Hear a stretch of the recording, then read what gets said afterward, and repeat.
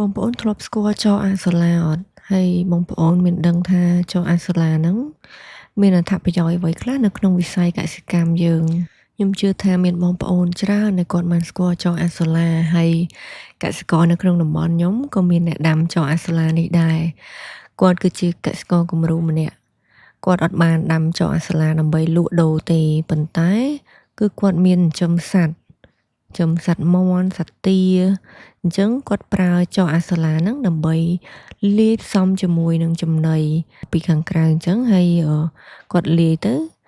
វាបានកាត់បន្ថយការចំណាយមួយចំណែកធំផងដែរ សម្រាប់ចុះអាសូឡានេះទៀតសោត មិនមែនយើងអាចយកទៅធ្វើតែជាចំណីសត្វមួយមុខទេបងប្អូន គឺចំពោះការដាំដុះដំណាំស្រូវ ក៏ចុះអាសូឡានេះមានតួនាទីសំខាន់នៅក្នុងការផ្ដល់ជាជីនិយាយទៅមានអត្ថប្រយោជន៍ច្រើនមែនទែនបងប្អូន អញ្ចឹងកុំឲ្យខាតពេលយូរយើងមកស្គាល់ចុះអាសូឡាទាំងអស់គ្នា ហើយមកដឹងពីអត្ថប្រយោជន៍របស់ចុះអាសូឡា អញ្ចឹងចុះអាសូឡាហ្នឹងផ្ដល់អត្ថប្រយោជន៍ច្រើនមែនទែននៅក្នុងវិស័យកសិកម្ម ទាំងការចិញ្ចឹមសត្វ ទាំងការដាំដុះ គឺវាដើរតួនាទីជាជីធម្មជាតិដ៏មានឥទ្ធិពល និងជាចំណីសត្វដែលសម្បូរប្រូតេអ៊ីន ជួយកាត់បន្ថយការចំណាយ ហើយនឹងបង្កើនប្រាក់ចំណូលយ៉ាងច្រើនទៅដល់កសិករ អត្ថប្រយោជន៍របស់ចុះអាសូឡាចំពោះដំណាំស្រូវ គឺវាជាជីអ៊ុយរ៉េធម្មជាតិ មានសមត្ថភាពទាញយកអាសូតពីបរិយាកាស ដែលផ្ដល់អាសូតដល់ដីស្រែពី25ទៅ40គីឡូក្រាមក្នុង1ហិកតា ដែលអាចកាត់បន្ថយ ឬជំនួសការប្រើប្រាស់ជីគីមីបានយ៉ាងល្អ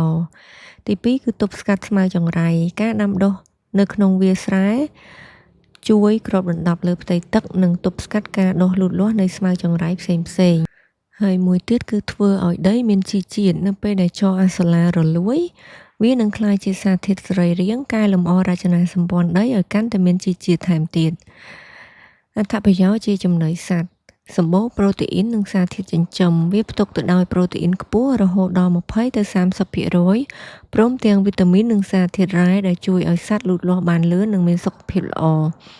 ចំណីសត្វចម្រុះ អាចប្រើជាចំណីសម្រាប់សត្វគ្រប់ប្រភេទ ដូចជាមាន់ ទា គោ ជ្រូក ត្រី ខ្យង និងកង្កែបជាដើម កាត់បន្ថយថ្លៃដើម កសិករអាចសន្សំសំចៃការទិញចំណីរោងចក្របានច្រើន ព្រោះវាអាចឲ្យសត្វស៊ីស្រស់ ឬកិនលាយជាមួយចំណីសត្វផ្សេងទៀតបាន អញ្ចឹងសរុបមកវិញ ចុះអាសូឡាគឺល្អខ្លាំងមែនទែនបងប្អូន ទៅលើ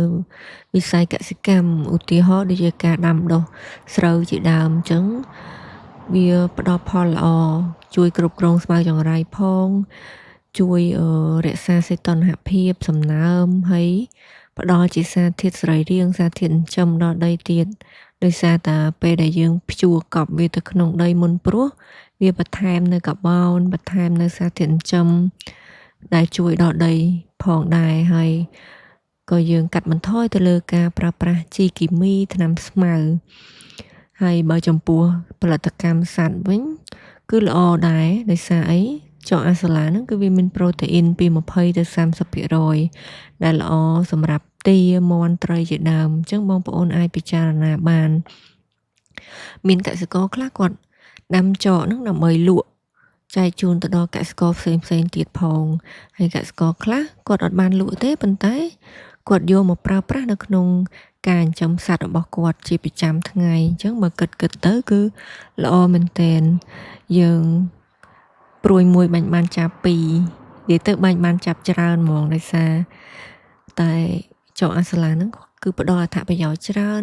ឲ្យតែបងប្អូនមានពេលវេលានៅក្នុងការធ្វើ គឺវាអត់ដែលថាយើងបានលទ្ធផលដែលមិនល្អទេ គឺយើងព្យាយាមប្រឹងប្រែង ចំណាយពេលសិក្សាស្វែងយល់ វានឹងហុចផលឲ្យយើងបានល្អដូចគ្នា អញ្ចឹងសង្ឃឹមថាបងប្អូនបានស្ដាប់វីដេអូនេះហើយ គឺបងប្អូនអាចយកទៅអនុវត្តបាន ហើយបើបងប្អូនចង់ដឹងពីការដាំដុះផ្សេងៗទៀត អាច comment នៅខាងក្រោមបាន អរគុណ និងសូមជម្រាបលា ជួបគ្នានៅវីដេអូបន្ទាប់ទៀត